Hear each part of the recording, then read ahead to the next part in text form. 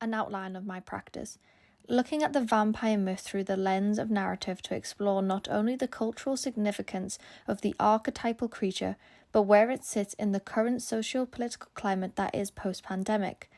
Looking at what the vampire means when it comes to issues such as sexuality, immigration, fear, death, medicine, virus, and all other scopes of otherness. I explore the literary works of Bram Stoker, creating my own persona / character of a scientist looking for the cure to vampirism. Key ideas behind this work was linking my interests as a historian to my contemporary art practice, and with the majority of my art career so far being within the realm of a pandemic, looking at the vampire whose purpose is to infect was the perfect link to bridge an occult history to modern times.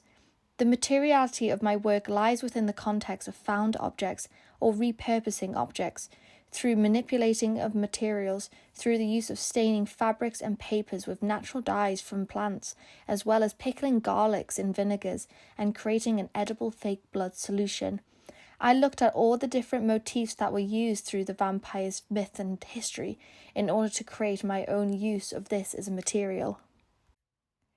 It was important to me to carry out reflective commentaries throughout my studio practice, experimenting with materials and asking for feedback from peers and tutors. I collected feedback within my digital notebook, giving myself tasks to do each week to fully explore every possibility to improve or create new artworks. With my work fitting into the late 19th century aesthetic, it was a constant testing ground to find materials which sat within this aesthetic. As I intended to create an installation, every piece of artwork I created had to comfortably mingle amongst the other artworks. As an installation artist, it is important to me to fully immerse my audience within the atmosphere, which was the world of Dr. Magella Van Helsing, the character I created for this studio module. Stimulating the senses was an important aspect of my work. It was a way for me to fully immerse my viewers within this world. The artworks I was creating were rubbed down with garlic and sat in rooms full of smoke, so that the objects even smelt old and in the hands of the mad vampire hunter. My work is heavily influenced by contextual research.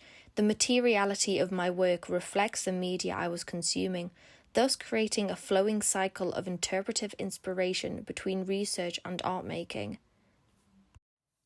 I focused mainly on Stoker's interest of blood transfusions, a relatively new medical advancement at the time of Dracula's publication in 1897, which is where I started to experiment in the use of pigmented fake blood solutions in order to create my interim show, based on the confliction between science and myth.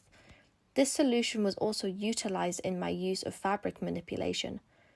I wanted the contextual significance of the blood to materialize itself through my experiments.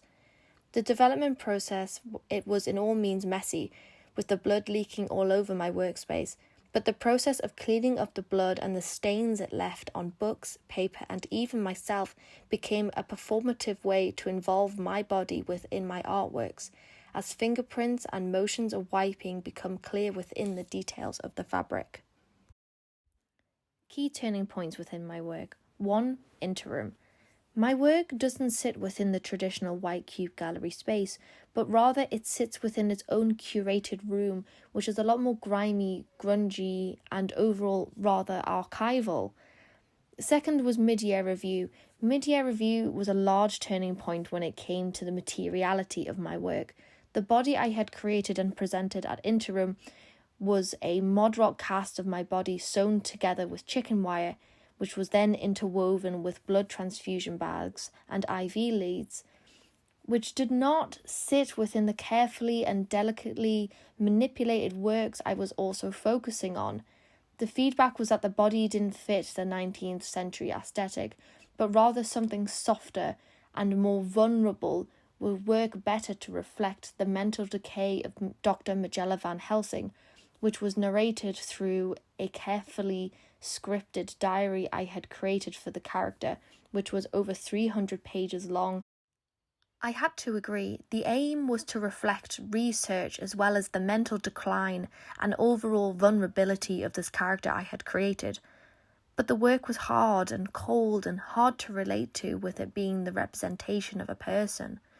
The diary was the backbone of my work at the start of the semester, a scripted story of the mind of this doctor I had created, whose darkest thoughts were sprawled onto the pages for audience members to read, and the other works had to reflect and narrate this story through its materiality and contextual motifs inspired by Dracula, with Stoker's book being made up of the 7 different accounts of the characters through letters as well as diaries. I thought that creating a diary would be the best way to sort of narrate the context, the research, and the overall conceptual methodology I was taking in order to create this immersive vampire experience. What I took away from the feedback from Media Review was that I need to be vulnerable with myself and to put myself into my artwork. Feedback was that I was amazing at creating this whole world and this whole story, but the presence of myself telling the story is what my tutors enjoyed, thus reevaluating the work that I had developed so far and going back and figuring ways in order to incorporate myself more within my work. Instead of using hard body casts, I went and created a almost human-like life doll of myself using canvas material and stuffing it with soil mixed with garlic and all sorts of different pieces of fabric from my own clothing, physically putting myself as the body on the table in the very most basic format of my body, as well as pouring myself and the materialities and the motifs of vampirism within the body. Instead of having white walls within my degree show space, I wanted to create a wallpaper, as well as finding new ways to incorporate myself and my vulnerabilities within my work.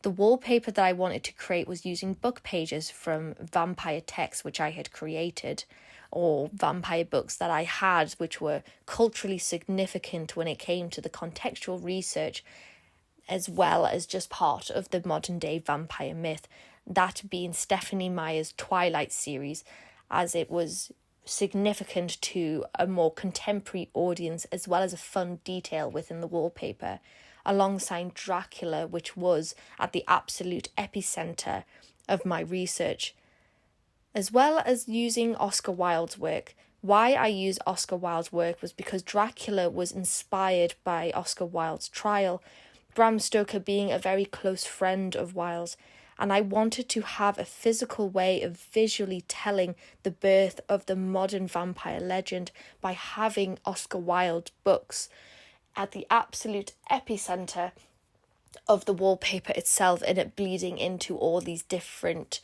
texts which just surround the modern vampire myth.